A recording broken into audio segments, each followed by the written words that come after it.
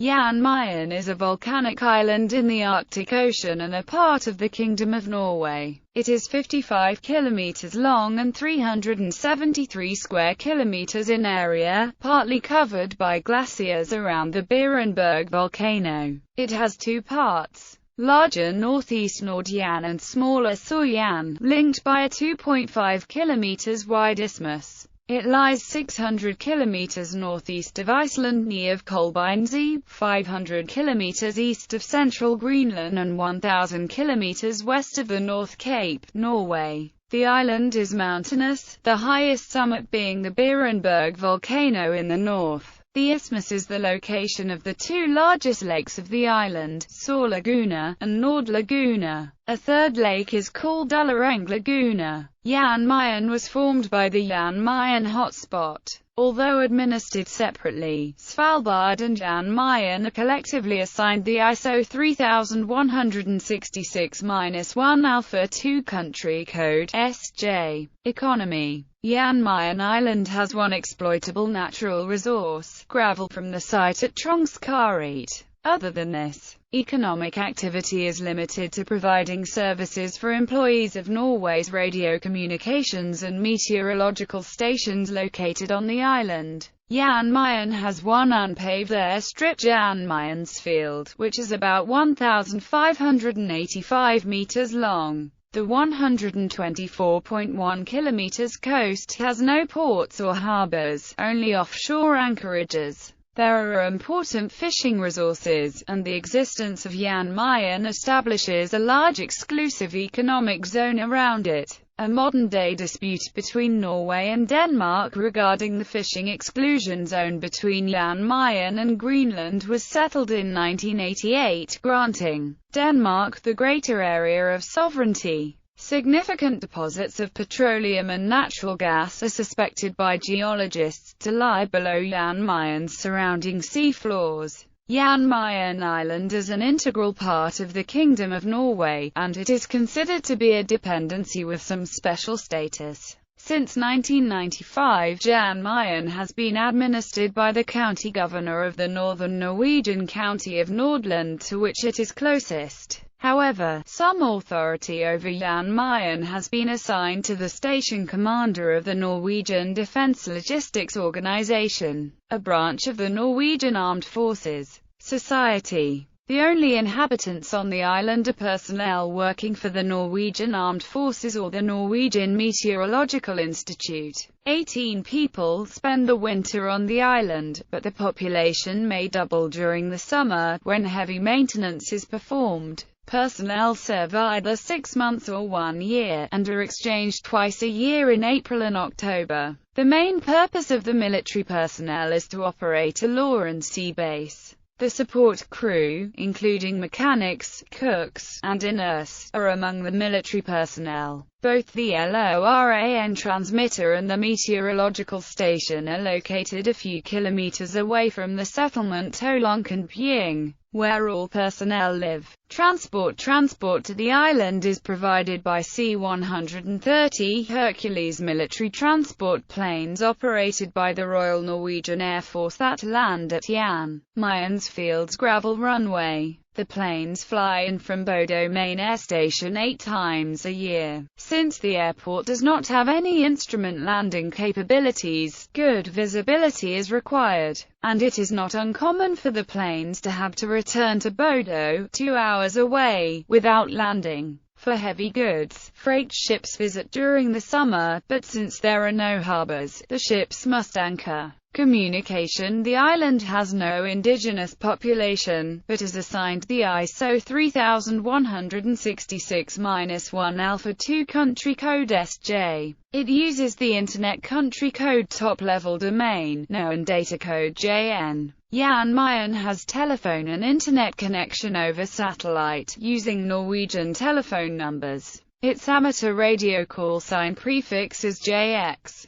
It has a postal code, number 8099 Jan Mayen, but delivery time varies, especially during the winter. History: unverified discoveries in the 5th through 9th centuries. Numerous communities of monks originating in West Ireland navigated throughout the North Atlantic in leather boats, exploring and sometimes settling in distant islands where their monastic communities could be separated from close contact with others. Strong indicators exist of their presence in the Faroe Islands and Iceland before the arrival of the Vikings, and medieval chronicles such as the famous Voyage of St. Brendan the Abbot testify to the extensive interest in exploration at the time. A modern-day transatlantic journey proved the ability of the early navigators to reach all lands of the North Atlantic even farther from Ireland than Jan Mayen, and, given favorable winds, at speeds roughly equal to that of modern yachts. Though quite feasible, there is nevertheless no direct physical trace of medieval landings or settlement on Jan Mayen. The land named Svalbard by the Vikings in the early medieval book Landnámabók may have been Jan Mayen. The distance from Iceland to Svalbard, mentioned in this book, is 2 days' sailing, consistent with the approximate 550 kilometers to Jan Mayen and not with the minimum 1,550 kilometers to Spitsbergen. However present then, any knowledge of Jan Mayen in Europe subsequently faded out for some centuries. In the 17th century, many claims of the island's rediscovery were made, spurred by the rivalry on the Arctic whaling grounds, and the island received many names. According to Thomas Edge, an early 17th-century whaling captain who was often inaccurate, William Hudson discovered the island in 1608 and named it Hudson's Touches. However, Henry Hudson could only have come by on his voyage in 1607 and he made no mention of it in his journal. Douglas Hunter, in Half Moon, believes Hudson may not have mentioned his supposed discovery of the island because he was loath to address a crew insurrection that might well have erupted at that time, when the men realized where he was trying to take them. This is, however, merely speculation on Hunter's part. There is absolutely no evidence to support such a claim. According to William Scoresby, referring to the mistaken belief that the Dutch had discovered the island in 1611, Hull whalers discovered the island about the same time, and named it Trinity Island. Muller took this to mean they had come upon Jan Mayen in 1611 or 1612, which was repeated by many subsequent authors. There were, in fact, no Hull whalers in either of these years, the first Hull whaling expedition having been sent to the island only in 1616. As with the previous claim made by Edge, there is no cartographical or written proof for this supposed discovery. Verified discoveries and final naming. The first verified discoveries of Jan Mayen, by 3 separate expeditions, occurred in the summer of 1614. Probably within 1 month of each other. The Dutchman Fop Gerrits, while in command of a whaling expedition sent out by the Englishman John Clarke, of Dunkirk, claimed to have discovered the island on June 28 and named it Isabella. In January, the Noordsche Compagnie, modelled on the Dutch East India Company, had been established to support Dutch whaling in the Arctic. 2 of its ships, financed by merchants from Amsterdam and Enkhuizen, reached Jan Mayen in July 1614. The captains of these ships, Jan Jacobszoon van Schellinghout on the Goudenkath and Jacob de Gouwinair on the Orangian Boom, named it Mr. Joris Eiland after the Dutch cartographer Joris Carolus, who was on board and mapped the island. The captains acknowledged that a third Dutch ship, the Klenswanten, captained by Jan Janskerkhoff and financed by Noordsche Compagnie shareholders from Delft, had already been at the island when they arrived. They had assumed the latter, who named the island Maurits Eiland after Maurice of Nassau, Prince of Orange, would report their discovery to the States General. However, the Delft merchants had decided to keep the discovery secret and returned in 1615 to hunt for their own profit. The ensuing dispute was only settled in 1617, though both companies were allowed to whale at Jan Mayen in the meantime. In 1615, Robert Fotherby went ashore. Apparently thinking he had made a new discovery, he named the island Sir Thomas Smith's Island, and the volcano, Mount Hacklight, on a map of c. 1634, Jean Vrelick renamed the island Isle de Richelieu. Jan Mayen first appeared on Willem Jans Blaeu's 1620 edition Map of Europe, originally published by Cornelis Dodes in 1606. Blaeu, who lived in Amsterdam, named it Jan Mayen, after Captain Jan Jacobs Zoon May of the Amsterdam-financed Gouden Cath. Blaeu made the first detailed map of the island in his famous Zeespiegel Atlas of 1623, establishing its current name, Jan Mayen, as a Dutch whaling base from 1615 to 1638. Jan Mayen was used as a whaling base by the Dutch Noordsche Compagnie, which had been given a monopoly on whaling in the Arctic regions by the States General in 1614. Only two ships, one from the Noordsche Compagnie, and the other from the Delft merchants, were off Jan Mayen in 1615.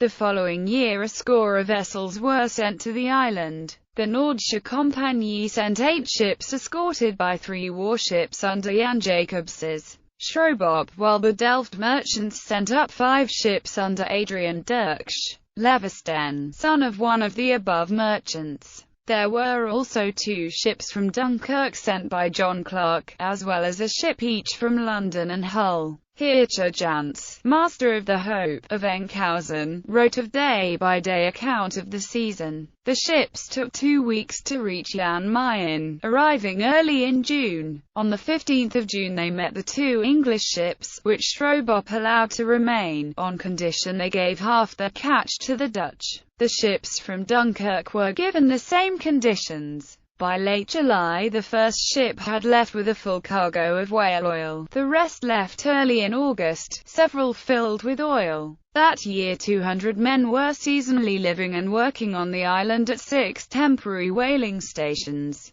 During the first decade of whaling more than 10 ships visited Jan Mayen each year, while in the second period 5 to 10 ships were sent, with the exception of a few ships from Dunkirk, which came to the island in 1617 and were either driven away or forced to give a third of their catch to the Dutch. Only the Dutch and merchants from Hull sent up ships to Jan Mayen from 1616 onward. In 1624 10 wooden houses were built in South Bay. About this time the Dutch appear to have abandoned the temporary stations consisting of tents of sail and crude furnaces, replacing them with 2 semi-permanent stations with wooden storehouses and dwellings and large brick furnaces, one in the above-mentioned South Bay and the other in the North Bay. In 1628 2 forts were built to protect the stations. Among the sailors active at Jan Mayen was the later Admiral Michiel Adriaens de Ruyter.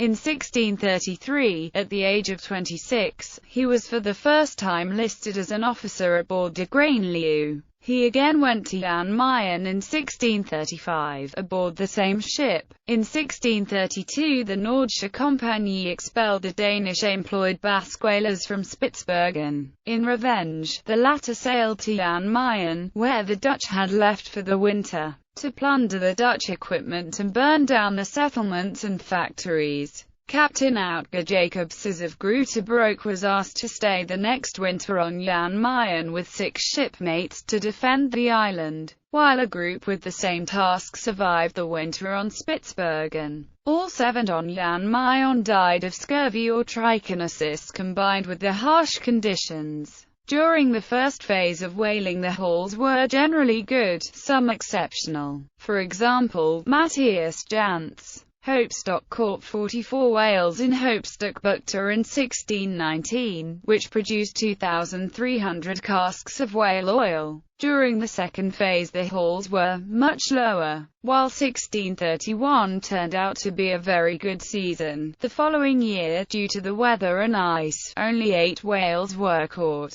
In 1633 11 ships managed to catch just 47 whales, while a meager 42 were caught by the same number in 1635. The bowhead whale was locally hunted to near extinction around 1640, at which time Jan Mayen was abandoned and stayed uninhabited for 2.5 centuries. 19th and 20th century. During the International Polar Year 1882 to 1883, the Austro-Hungarian North Pole expedition stayed 1 year at Jan Mayen. The expedition performed extensive mapping of the area, their maps being of such quality that they were used until the 1950s. The Austrian polar station on Jan Mayen Island was built and equipped in 1882 fully at Count Wilczek's own expense. Polar bears appear on Jan Mayen, although in diminished numbers compared with earlier times. Between 1900 and 1920, there were a number of Norwegian trappers spending winters on Jan Mayen, hunting white and blue foxes in addition to some polar bears. But the exploitation soon made the profits decline, and the hunting ended. Polar bears are genetically distinguishable in this region of the Arctic from those living elsewhere. The League of Nations gave Norway jurisdiction over the island, and in 1921 Norway opened the first meteorological station. The Norwegian Meteorological Institute annexed the island for Norway in 1922 and the whole island in 1926 when Halvard de Vold was head of the Weather Observations Base on the island. On the 27th of February 1930, the island was made de jure part of the Kingdom of Norway. During World War II, continental Norway was invaded and occupied by Germany in spring 1940. The 4-man team on Jan Mayen stayed at their posts and in an act of defiance began sending their weather reports to the United Kingdom instead of Norway. The British codenamed Jan Mayen Island X and attempted to reinforce it with troops to counteract any German attack. The Norwegian patrol boat HNOMS Fridtjof Nansen ran aground on one of the island's many uncharted lava reefs, and the 68-man crew abandoned ship and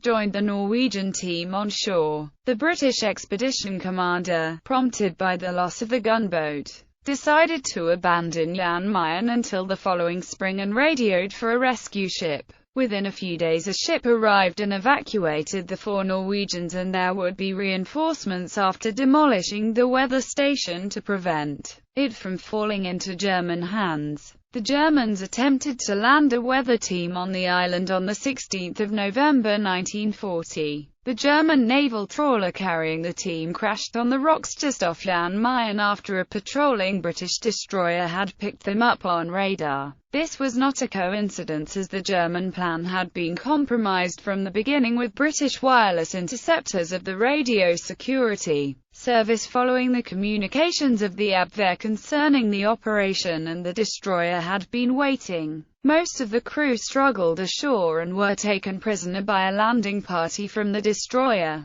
The Allies returned to the island on 10 March 1941, when the Norwegian ship Veslekari, escorted by the patrol boat Honningsvåg, dropped 12 Norwegian weathermen on the island. The team's radio transmissions soon betrayed its presence to the Axis, and German planes from Norway began to bomb and strafe Jan Mayen whenever weather would permit it, though they did little damage. Soon supplies and reinforcements arrived, and even some anti-aircraft guns, giving the island a garrison of a few dozen weathermen and soldiers. By 1941, Germany had given up hope of evicting the Allies from the island, and the constant air raids stopped. On 7 August 1942, a German Focke-Wulf FW-200 Condor, probably on a mission to bomb the station, smashed into the nearby mountainside of Danielson Kraterett in Fog, killing all 9 crew members.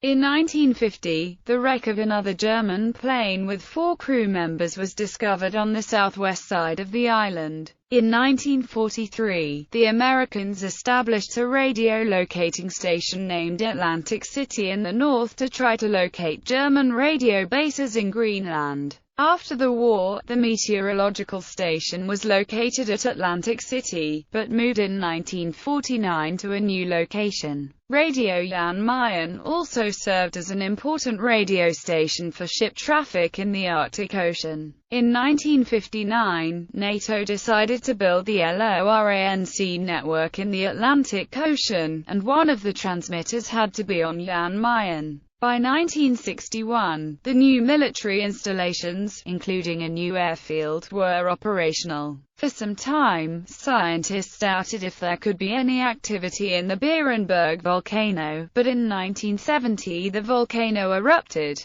and added another 3 square kilometers of landmass to the island during the 3 to 4 weeks it lasted. It had more eruptions in 1973 and 1985. During an eruption, the sea temperature around the island may increase from just above freezing to about 30 degrees Celsius. Historic stations and huts on the island are Hooiberg, Vera, Old Boo, Papa Boo, Gamla Mitten or Gamla Stasjonen, Jan Mayen Radio, Helene Hytta, Margarethytta, and Ulla.